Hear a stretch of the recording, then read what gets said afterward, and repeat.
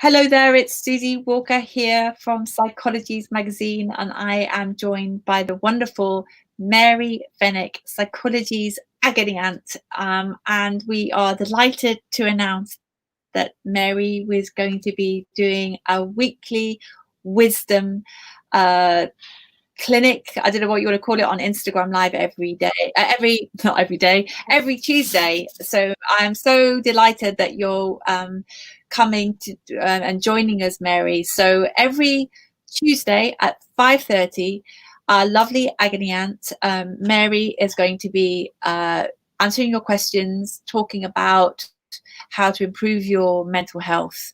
But today I was talking to Mary about how to know when to seek help, we can solve our own problems, how we can become more resilient, and how to find the right support for us all.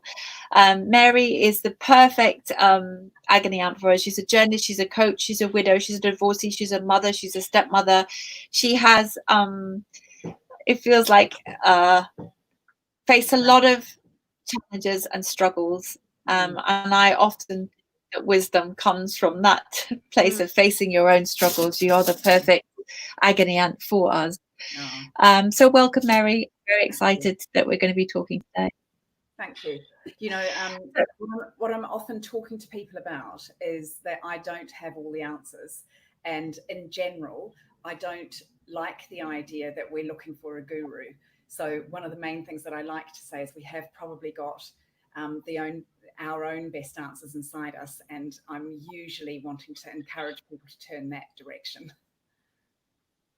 Yeah. I mean, I think, and that's true. You know, I believe that too, that we do have the answers inside.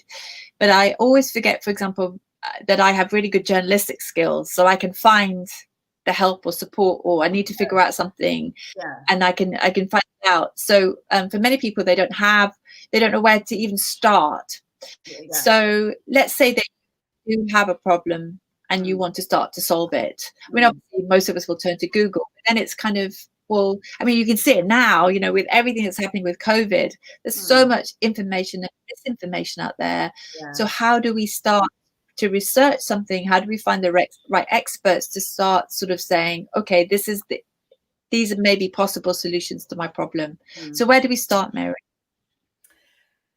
Well, where do I start? Let's say when I'm answering one of the questions, the first thing I think about is this person asking, as it were, the right question? And often we've kind of got into a habit where we're automatically framing the question in a way that's not going to be helpful. We're never going to get to the right kind of, get to a place that's going to be helpful. So, for example, I can understand a question like, why do I always do that? You know, I have coaching clients who say that to me. They get frustrated and they say, why do I always do that? And I really understand that urge, and it is valid to want to understand what's going on, but I'd always want to frame it in a slightly different way, because asking yourself a question like that is quite a kind of attacking thing. And it's kind of got you locked in to, this is the way it is. It's always going to be like this. And all I can do is kind of understand why. And I don't think that that's very helpful. So the first thing I'd always do with a why question is try and reframe it as a what question, and take it into something very specific, like, what's going on? What am I noticing? What am I feeling? You know, what am I feeling in my body? Like my breathing, maybe, my shoulders, my stomach. You know, where am I feeling it in my body, for example? What are some of the thoughts? What are some of the thought patterns? Like, oh yeah, typical. Or I knew he was going to say that. Or yeah, you know, that never works. So just getting a bit more clarity about what exactly are the thoughts.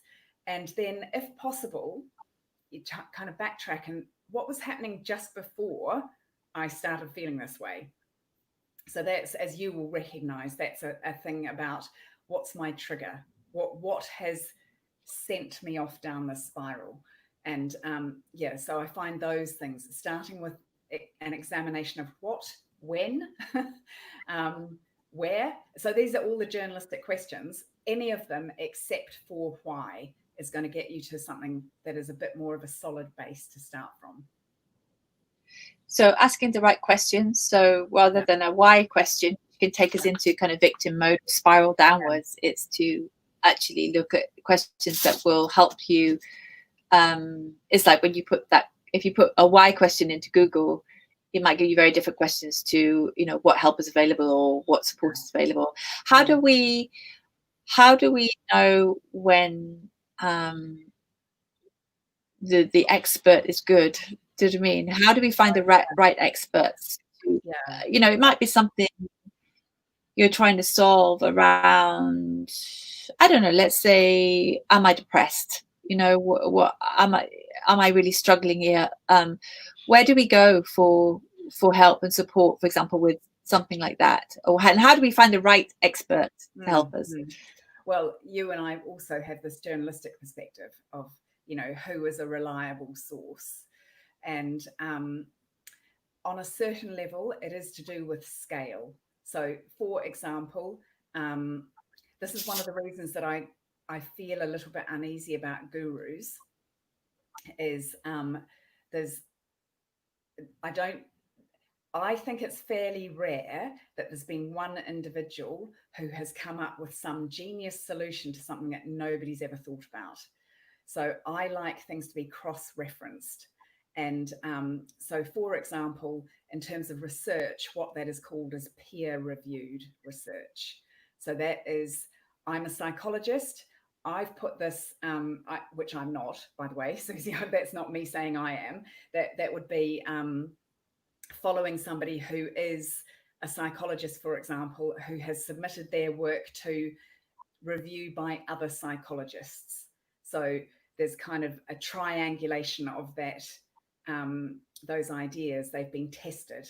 So I'm looking for information that has its roots in peer-reviewed academic research. That is the gold standard. And even things which are appear to be very unresearchable, like an emotion, that they have been researched. And particularly the advances in the last, say, 15 years with MRIs and actual fMRIs, which can see what the brain is doing in the moment. So I'm looking for research which has its roots in that, decent academic research. So that's where I start. Then I'm looking for somebody who's got some humanity about them in the way they communicate. And some, like Brene Brown is exactly in this category. Her work, and if you watch her absolute original TED talk, which probably was a TEDx at that point, she's talking about her academic research, which has since, exploded, which is fine. And I want to make it clear, it's perfectly fine to find an individual inspirational, but don't necessarily take their advice. To have that feeling of, oh, if she did it, I can do it. That is also really valid. But in general, in terms of practical advice, I'm looking for that, the gold standard, as I said. Do you want me to talk a little bit about the medical thing? And I just re-encountered it. Yeah. So just this week, I've been doing some workshops with the British Red Cross, and they've got 4,000 staff and 16,000 employees, and they're doing an amazing job actually of supporting them with their mental health. But nonetheless, there are some who are really, really struggling, some people. And so we were running a session on stress, and we were saying to ourselves, people who've taken the time when all they're doing is sitting on a Zoom meeting, and that's really tiring. If you have taken the time to sign up to a workshop on stress in this circumstance, voluntarily doing another hour on Zoom, these are probably people who are quite stressed. And they were concerned for themselves and for the people who they are supporting. So we did a little framing up front. And my co-facilitator is a doctor, In fact, he's originally from New Zealand, but that's coincidental. And he is studying models of leadership in healthcare at Oxford. So he was talking about, from a medical point of view, what are the kind of cut-off points that we're looking at? And among them are exhaustion. If you are just like, you can't even think about what the problem is anymore. You can feel, you and I, I'm sure, both know that feeling of, it's almost like in your head, you're bumping up against a wall. You know you can't carry on like this. So there's something within you that is saying, I am exhausted. It's not just tired. I've been sleeping. And if you are in this state, the sleep can go one way or the other. You might be sleeping excessively. That's potentially a sign of burnout. Or you might be not being able to sleep at all. So exhaustion beyond a kind of normal level of tired is an indicator that you might need external professional help, by which I mean either your GP or a therapist. Another is this feeling of emotional detachment, it's called, when things are going on that on a certain level are upsetting, but you've lost the capacity to get angry or sad. You feel like you've run out of tears, and you just feel this kind of woolly feeling about your own emotion. So that would be another one. And I'm sure there's a third one, but there we go. He's reminded me. Good old Oscar. I messaged him. Then the other one is inefficacy, it's called, which is losing sight of that feeling that you can do anything. So this is where it gets really tricky. When you lose sight of the fact that you can alter something, that you can make a tiny change and reach out, that's exactly when you need to reach out. So does that make sense? The three headlines would be exhaustion, detachment, and losing your sense of efficacy, losing that faith that you can do anything about it. So you're starting to say things like, I'm a loser. It's always been this way. It always will be this way. There's nothing I can do about it. It's at exactly that point that it would help you to reach out to a GP or a therapist, or possibly a good friend, but pick that friend carefully. Sure. I mean, it's that sense of feeling hopeless, isn't it? That feeling of that there is no hope. And, it's psychology we constantly talk about is there is always hope, there's always support, but we understand and acknowledge that sometimes when you're in that very, very dark place, I always talk about it being in a pit. And there's nothing you can do. You've got no energy to climb out of it. Normally you'd find the kind of holes to climb out, but sometimes you just haven't got the energy to do that. And that's when you need someone to put like a swing down and to kind of to pick you up out. And that's when external help. And then once you're out of the pit of despair, that you can have help. So I think it's really important to make that kind of distinction. And there's no shame to kind of press the panic button and go, I need some help here, and I need some support. I mean, and it's knowing where you are. I mean, as an agony aunt, isn't it? I know we hate that term, but everyone knows what it is. But at the same time, it's really important to know that distinction. So in the Tuesday clinic that you're going to be running for us, it's kind of giving us the tools, the kind of all the different types of tools that we can use to start climbing and I call it spiraling up rather than spiraling down, and always knowing how to get to neutral. So, I mean, I can be triggered by stuff, and then I can make all of this stuff up in my head, which just stresses me out even more. And then it's like just noticing it and then bringing it back to the center. It's like, well, that could be true. It might not be true. But right now, I don't know. So stop making a drama out of it. And maybe that's even that's a bit harsh to myself. It's just like, it's okay, and self-soothing in my present. And I know that that's what you will be kind of covering for us, is like noticing those weird and wonderful spirals that we might all take,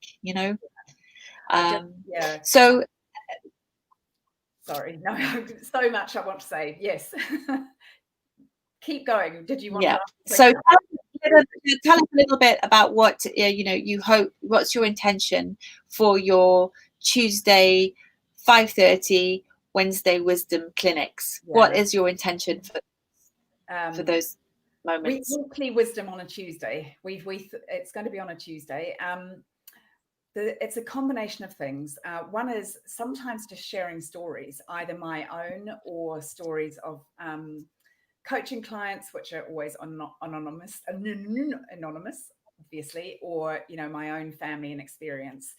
So sometimes stories help us to locate ourselves, to get this feeling of, maybe I can be like that, or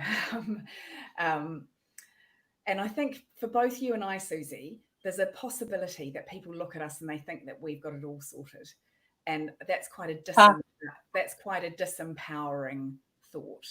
So I want to normalize that we are all struggling. All of us will struggle at some point. That is part of life. And again, I guess for you, you'll have your favorite tools, and one of mine is self-compassion, and acknowledging that suffering is part of life, and imagining how would I treat somebody else who was saying or feeling like this. But one of the amazing ironies is in those moments where we feel so alone and isolated, and we feel ashamed of what a failure we are. Those moments are actually moments of deep human connection, because everybody knows what that feels like, and it's very easy to lose sight of it. Yeah, I wrote about it recently when my dog Oscar died. Yeah. It was horrific, and but there was a moment when I was sort of sitting in the vets, and I had my beautiful dog in my arms, and I had this thought of all the people who have also, are grief struck, and especially for an animal. And in a way, from feeling completely isolated and alone, I just felt incredibly connected to all the people who've ever loved a dog. And it was just it was a really special moment for me. And feeling the compassion, not only for myself, but everybody because you feel like, oh, it's just a dog, or blah, blah, blah, and it's ridiculous how heartbroken you feel. But at the same time, that every dog owner who's lost a dog will feel the same. So it was Pema Chodron who was our kind of muse on the back page, our Buddhist nun. She talks a lot, when there is suffering, when we feel that connection to other people, to know that other people have suffered this too, and you're not alone. And on some weird way, it makes you feel better. Yeah, and that's the root of the word compassion, is with. To be calm is with, and to be with somebody else's feeling, and to really understand that connection. So stories is one way of sharing that. We've talked about, I am going to make an attempt to answer people's questions live, which feels a bit of a high wire act for me, because I'm not naturally a knee-jerk kind of person. I like thinking about my answers. But in these sessions on Instagram Live, I am going to engage directly with any questions that people want to bring along to that session. And I'm going to allow my imperfection. And if there's something I have to follow up with later, I'll follow up. But I am going to give people the opportunity to engage very directly in those sessions and ask questions if they want to. And partly it helps. I mean, sorry? But what I was going to say is that it's that piece as well, also, of the skill that you have as a journalist, is also knowing perhaps the different places that people can go for that first piece of support. Different organs, and as you said, sharing different stories, how other people have solved a problem, or sometimes I know in group therapy or in a 12-step, often hearing somebody else talk about something enables you to go, yes, that's useful. Again, the worst thing is feeling there's no one else out there that can help me, or there's no one else out there who can, I'm alone and it's all my fault and all of those things. All those things. Yeah.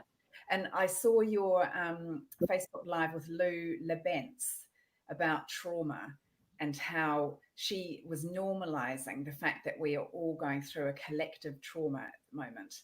And that was very powerful, I thought.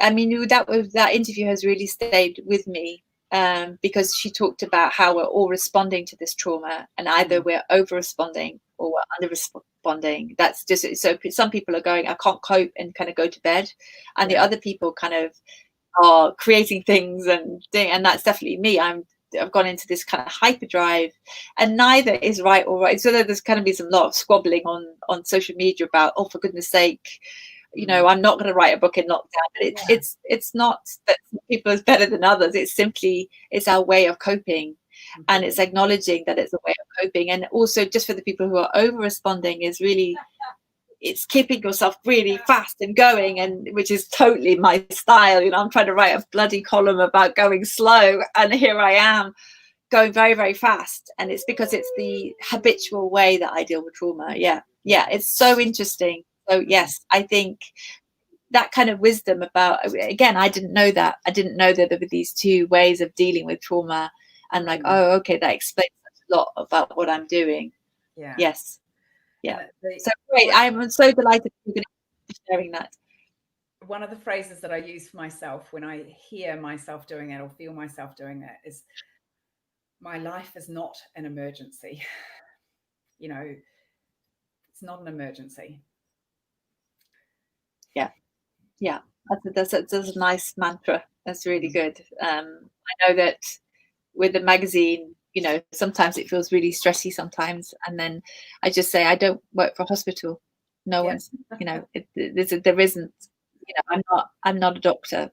This is not, you know, I think about our key workers who are out there who literally are working in life and death situations, and it's like, wow, how do we look after them? Because, you know, we might be struggling, but it's like, imagine that, you know, doing, you know, and how do we, I mean, I don't want to minimize our own trauma either, and we've got to look after ourselves and have compassion for ourselves, obviously, but it's also, how do we look after people who really are in life and death situations. Anyway, we will be covering all of this in that you will be doing your Tuesday weekly wisdom, and 5:30.